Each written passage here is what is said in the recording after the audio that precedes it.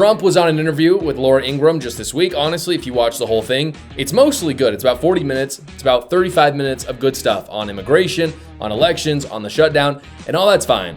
But he also talked about a few things that really ticked MAGA off, and what we're seeing right now is actually a massive fit of anger from Republicans online, mostly over his comments on the economy. Here is what he said.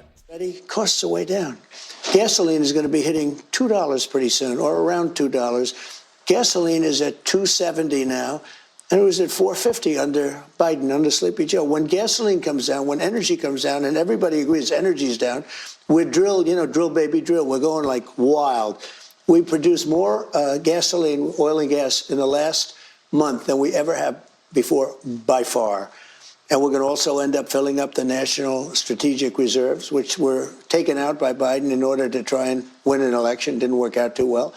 They tapped in. That's supposed to be for war, for national emergency, not to get. So are you saying that voters are misperceiving how they feel, or? So when I took over, you remember? Because you said Biden did that too, because he was saying things were great, but things weren't great. It's synonymous, Biden and Kamala, because you didn't know who the hell was campaigning. I mean, it got to a point.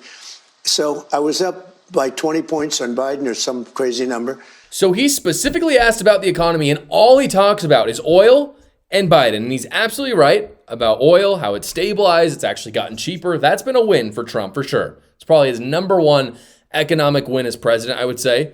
But then he gets distracted and he talks about Biden, which frankly is a leftist move because that's what they do. You ask them a hard question and they just go off on how much they hate Trump. Trump has no reason to do that. Biden's not in office anymore. He lost, right? Trump beat him.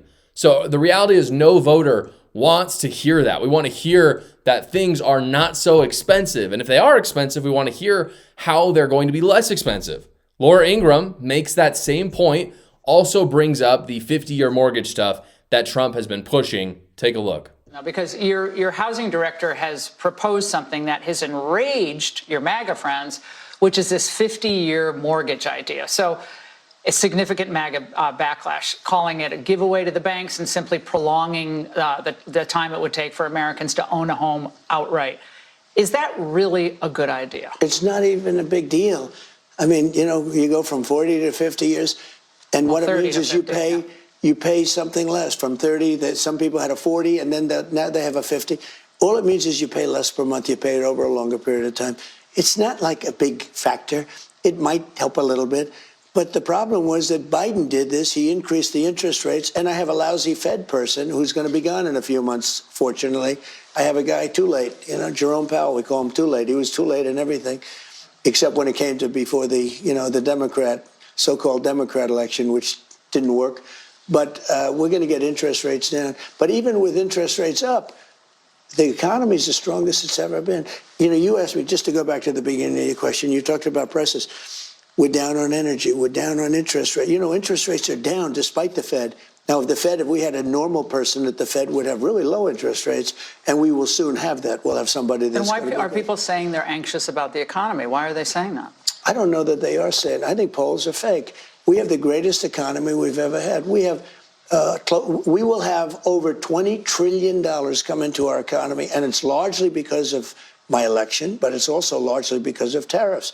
And that right there is the problem. Trump is doing essentially exactly what Biden did. He is telling us that the economy is good when in fact it is not good. And we know it's not good because we feel it every single day. And that's what has Republicans riled up. And frankly, it should. Right now, if you look at the numbers for the economy, it doesn't look that great. There are some things that look decent. I can understand where Trump is coming from, but they don't look that good. If you look at growth in the economy expanded 3.3% annualized in quarter two, beating expectations. But then if you look at it, growth is slowing. People are starting to estimate that it actually might get cut back to 0.8% in 2025. So what we're seeing is a really strong first half of 2025, a less strong second half, which forecasters are saying is probably because of the tariffs. Inflation, yes, it is down from what Biden numbers were at 7 and 8%, but right now forecasters expect year-end inflation to end around 2.75%, which again is it's about 150%, I should say, more than what they actually want it to be at 2%. So That's not great. We've limited data right now from last month because of the government shutdown. So that's going to be tricky. We may not know what the government is like until Q2 of next year. Wage growth, which in my opinion is one of the most important. I think that's what most Americans are really struggling with right now. It looks like it's going to be 4.9%. Again, that's the annual wage growth as of August, which is our most recent data on that. 4.9% is not that high, especially if you've got 2.75% inflation. You're looking at about a 2% increase in your wages, which is just not great, especially if you bring in all the other inflation that we had before that. The 12-month change in the U.S. Consumer Food Index was about 2.9%. So that's about in line with inflation. So people saying that groceries are just so crazy, to be clear, that's not from this year. That's mostly from Biden era stuff. But regardless, the prices aren't going down. They're still trending upwards. Again, up 28.3% since January of 2020. So since the beginning of COVID, that's huge. 1/3 more expensive. Whether in the last year it's gotten more expensive is kind of irrelevant to the question of has it gotten more expensive over the last 4 years? Because I think when people are looking at groceries, they're not thinking a month ago or 2 months ago. That's kind of hard to contextualize. But I think it's pretty easy to think 4 years back and be like, this beef was not $12. This beef was $8. That's a huge increase. According to the Bureau of Labor Statistics, the unemployment rate was 4.3% in August. Not horrible. I actually wouldn't say that number is one to be super concerned about. So the reality is the numbers are mixed right now. Some are on the more positive side, some are not. Some things in the economy remain resilient, others are weakening. But the trouble through all of that Trump has is because of the horrible things that happened during Biden, people aren't getting used to it yet. People are basically, they weren't electing Trump to just stabilize the prices, which is what he's done fairly effectively. They elected him, whether it's possible or not, to reduce the prices back down to, say, 2021 or 2022 levels. So to be honest, that's a tall order. Honestly, if you look at the economics of all of it, it's really hard for a president to do that. I don't even think it's realistic to hold Trump to that. I actually think that's not an expectation that one could reasonably put on the president. But that then means that Trump needs to stop saying the economy is great. Like, don't gaslight us. You just have to be honest with the American people then on the state of the economy. Even if he can't do anything in the short term to fix things, it would be more politically honest and advantageous to not take the Biden route and instead validate people's concerns. Because the Biden route is just saying everything's great. No, things are not great.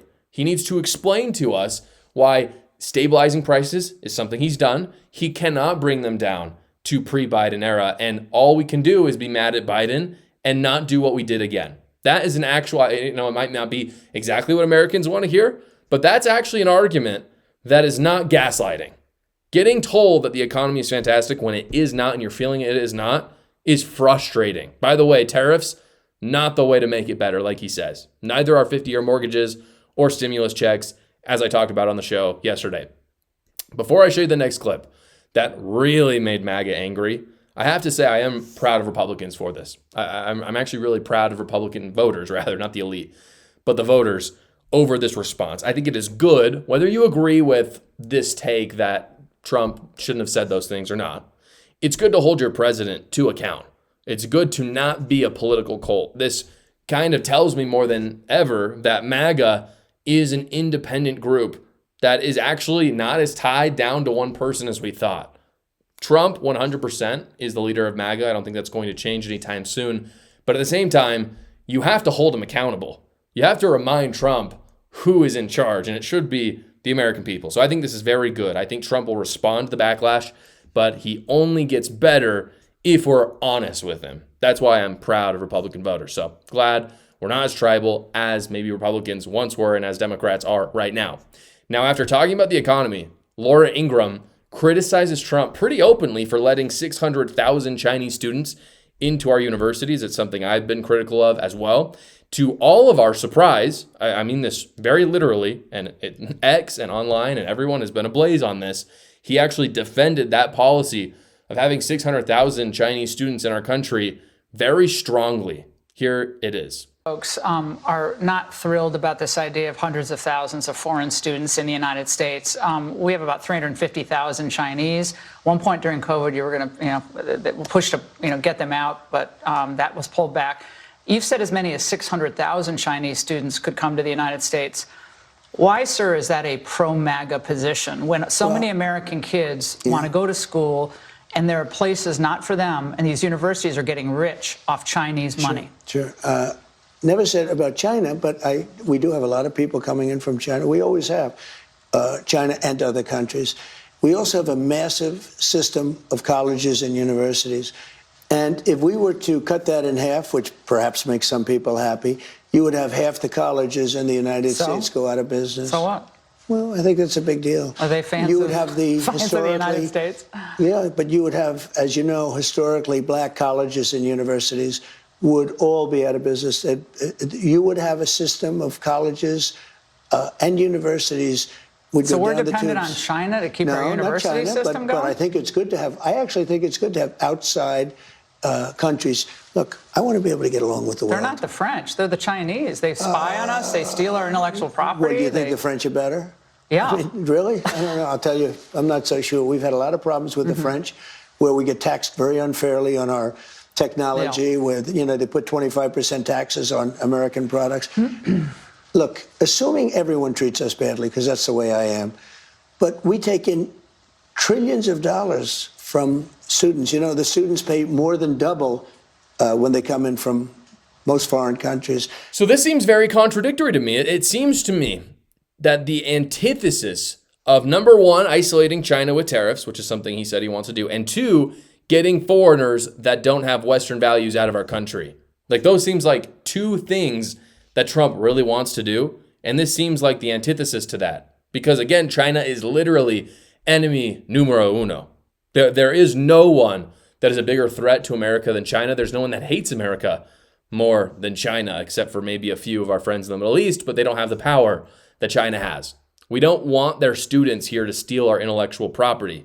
And they're not making our universities less crazy. They're making them more. We already have a problem with that, but they're not making it better. Here's a video from UC Berkeley. This is just from this week, where an Antifa riot broke out, basically made the place just look like a war zone. Again, this is a university.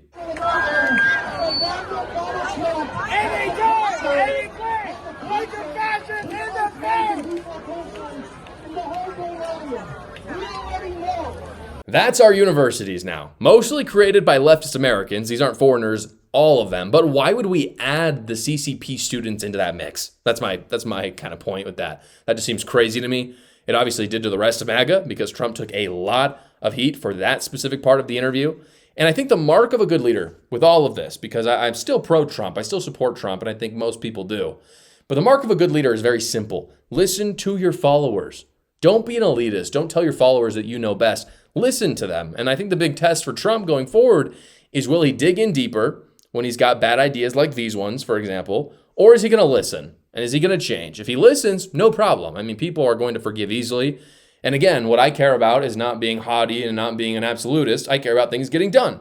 And so if Trump changes his mind and gets it done, no harm done. MAGA will remain loyal to him. I'll have a lot of positive things to say about him. But if he lets his pride get in the way and get the best of him and does nothing to fix the economy or does nothing to fix our universities, I think it's going to be hard for MAGA to defend him for 3 more years. I love interacting with you guys. That's why I've created my new Substack. Substack is a weekly newsletter that goes right to your inbox. It's completely free to you, and I talk about things I wasn't able to get to on the show, and you're able to respond right back. I will always answer every single person on the Substack. Go check it out right now. Again, completely free to you. The link is in the description below. Thank you so much for watching today's episode, everybody. Please like the video so other great patriots like yourselves will see it. And you can tune in every single weekday at 6 p.m. Eastern for the live show, or you can watch another video right here.